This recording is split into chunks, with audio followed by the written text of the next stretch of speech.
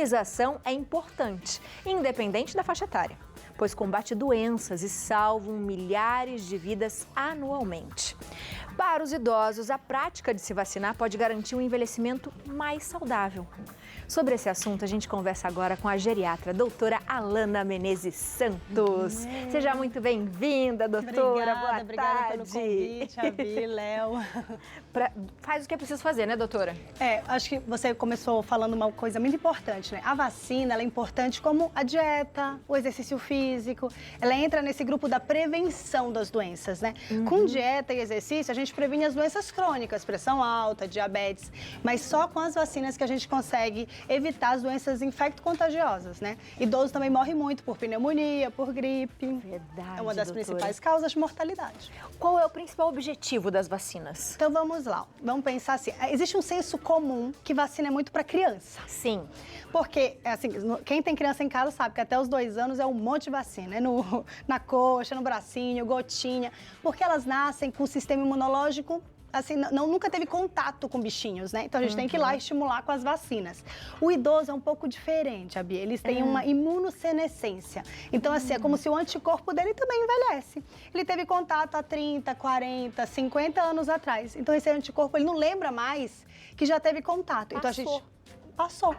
Então, a gente precisa vacinar para estimular de novo, acordar esse anticorpo de que, olha, você já teve contato com esse bichinho. Você está preparado para ter, não vai evoluir para uma doença grave. Por isso que muitas vezes a gente fala assim, mas vai tomar essa vacina, mas de novo, eu já tomei. É de novo. O Covid ajudou um pouquinho a gente a entender mais as vacinas, né? Porque verdade. Mudou muito a evolução da doença, né?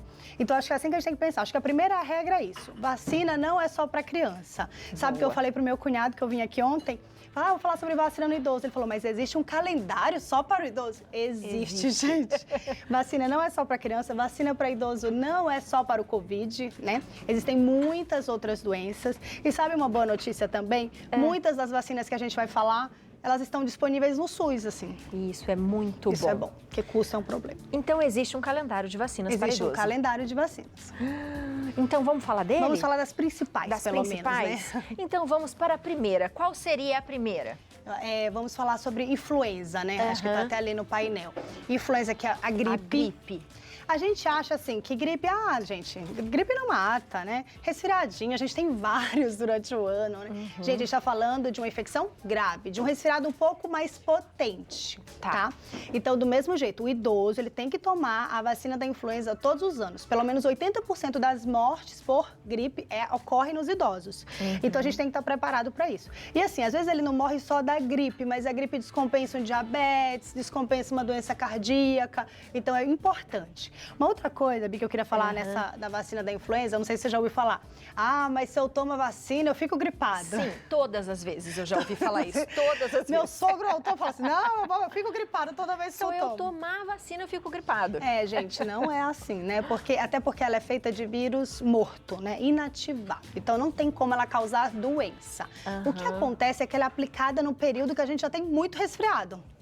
Então, é coincidência, tá? Mas é importantíssimo. Os sintomas são leves, né? De dor no local, então vale a pena, gente. Influenza, gripe, todos os anos, a partir dos 60. Todos os anos, uma vez por ano. Uma vez por ano. Por que a gente faz, né? No Covid também serviu pra gente aprender. Agora é a Ômicron, agora é outra cepa. Então, todo ano eles atualizam essa vacina. Você não toma a mesma do ano passado. Eles pegam, atualizam e te aplicam uma nova vacina. Por isso que é importante a gente tomar todos os anos, tá? Tem alguma contraindicação? A contraindicação é alergia a ovo. Tá? Assim, todas as vacinas que a gente vai falar aqui, a gente adia se tiver com febre, porque você nunca vai saber se aquela febre é da vacina ou de alguma outra coisa que está acontecendo. Não que ela interfira nisso. Não que ela interfira, mas se tiver com febre, a gente pede, espera mais 5 dias, tá? Se tiver mais doentinho, espera 5, 10 dias para vacinar, né? Mas é importante, quando o governo chama para vacinar, né? E ali, acho que é por volta de maio, abril, é importante que você compareça para vacinar, gente. Perca o medo da vacina da influenza, da gripe, que vai ser importante a gente fazer todos os anos. Boa. Tem uma perguntinha do Léo para você. Tem uma perguntinha. Doutora, os idosos que não conseguem ir até o local de vacinação, por exemplo, né? Por algum problema, enfim, de andar ou de alguma cirurgia que passou, algo assim, existe algo que que o governo faça para poder levar essa vacina até essa pessoa?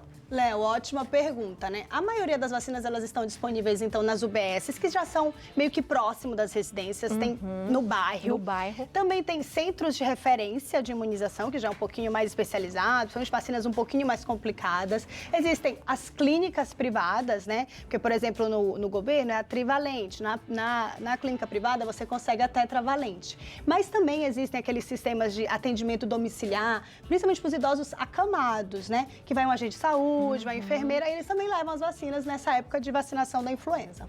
Boa, boa. Vamos para a próxima ala, pneumo. Pneumo. Então, a vacina, além da gripe, tem a pneumo, que é importante. Essa a gente quase nunca Esse que eu ia fala, falar, né? essa eu acho que poucas pessoas sabem. É importantíssima, Bia. Eu sempre não recomendo lembro. muito para os meus pacientes, né? Também a partir dos 60 anos, né? Ela não precisa de reforço, então basta uma vez que a gente aplica. E depois 5 anos depois, né? Só depois de 5 anos. Se você já fez jovem, aí depois você só faz depois de 5 anos, depois dos 60 anos, tá? E ela evita as pneumonias complicadas por esse bichinho aí, que é o pneumococo, né? Que é a principal bactéria que causa uma pneumonia mais grave, que vai levar para UTI. A gente não está falando, gente, de resfriado, a gente está falando de pneumonia interna, que mata. Então, ela também consegue prevenir esses casos mais graves. Principalmente, gente, vamos pensar assim, eu recomendo para todos os idosos, né? Nas UBSs, eles pedem para a gente fazer um relatório, então, principalmente para os pacientes mais fatores de risco. Um diabético, um mais frágil, mais doenças. Sabe aquela receita que já está maiorzinha ali, passou de 4 ou 5 itens? Já mostra que você tem múltiplas comorbidades. Então, essa pessoa não pode deixar também de tomar a vacina da pneumo. Também tem na UBS, né, a 23. Você pode fazer uma dose dela ou você faz na particular, que você faz uma 13 e depois uma 23 seguida, né? Que aí é melhor a eficácia dela. Qual que é a diferença da 13? São antígenos diferentes que eles combinam, é conjugada, né, que chama. Então, eu consigo pegar mais cepas do que com a 23 somente. Boa, então as duas. Também vale a pena. Boa. Herpes. Herpes zoster, muita gente tem perguntado. Ontem eu até abri caixinha de perguntas no meu Instagram e muita gente perguntou sobre o herpes zoster. Então, vamos até caprichar um pouquinho mais nessa, porque eu acho que é onde as pessoas mais têm dúvidas. O herpes zoster, ele é a ativação do vírus da varicela, da catapora. Ele fica lá, dormindo, num gânglio, num nervo nosso. Só que quando baixa a imunidade, surgem algumas vesículas, que é o zoster. Algumas cidades chamam de cobreiro, né?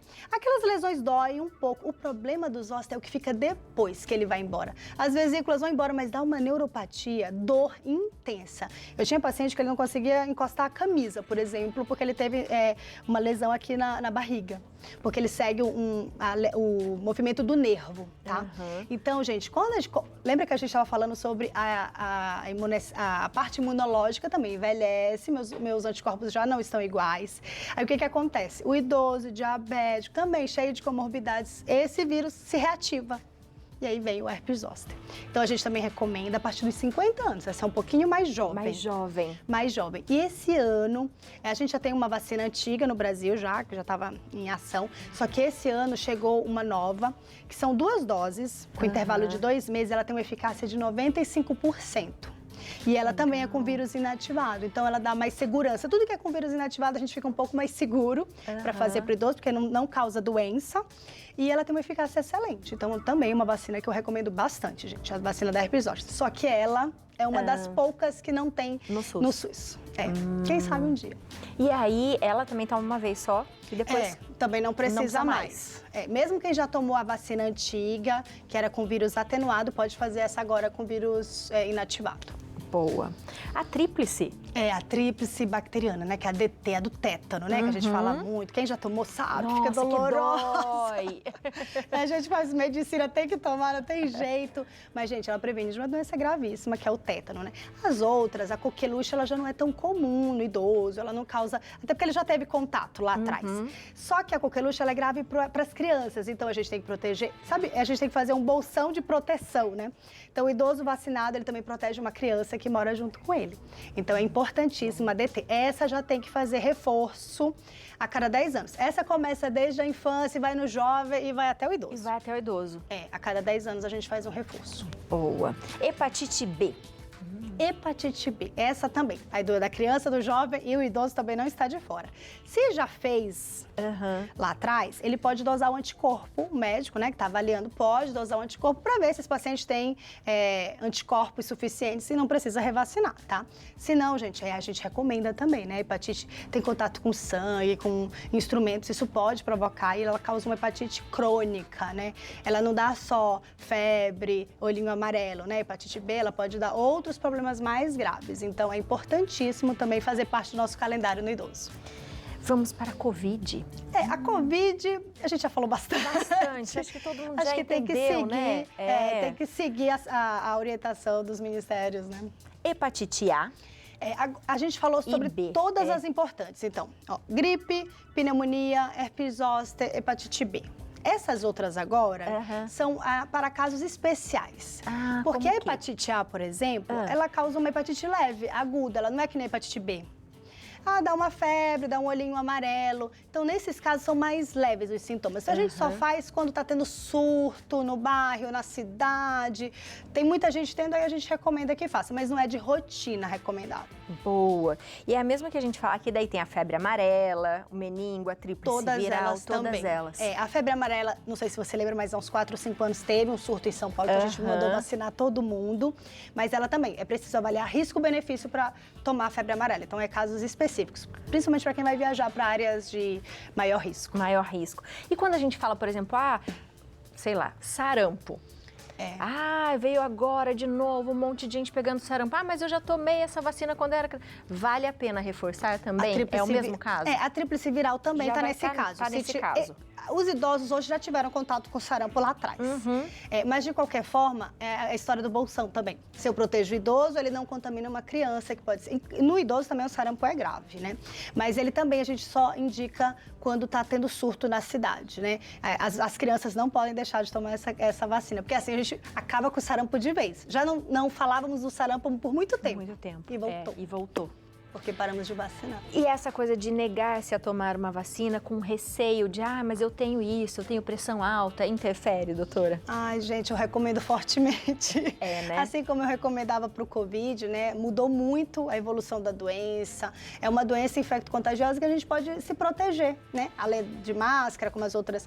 Mas a vacina, ela nos protege de gripe, nos protege de pneumonia. Claro que quem indica, o médico que está ali acompanhando, o geriatra, o clínico, ele faz a receita e pede, né? A aplicação da vacina. Mas para quem tem mais doenças, esse que é o grupo de maior risco. Os mais idosos, né? Os que passaram de 80 anos, esses que têm maior risco para essas doenças, né? Essas doenças costumam ser mais graves. Então, eu não deixaria de vacinar, não. É importantíssimo.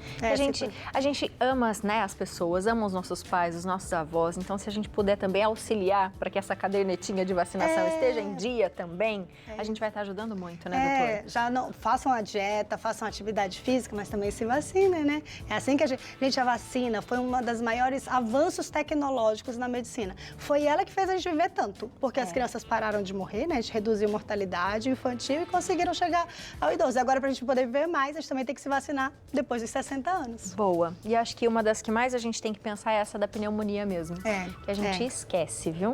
Boa. Importantíssimo. Doutora, seja sempre bem-vinda à nossa casa. Eu agradeço o convite novamente. Você de casa ficou com alguma dúvida? Faz pergunta, segue a doutora, @doutora Alana Menezes, tudo junto. O telefone é o 11 94530 5033. @soumais60 _ oficial também. É isso. Obrigada, Beijo, doutora. gente. Muito bom.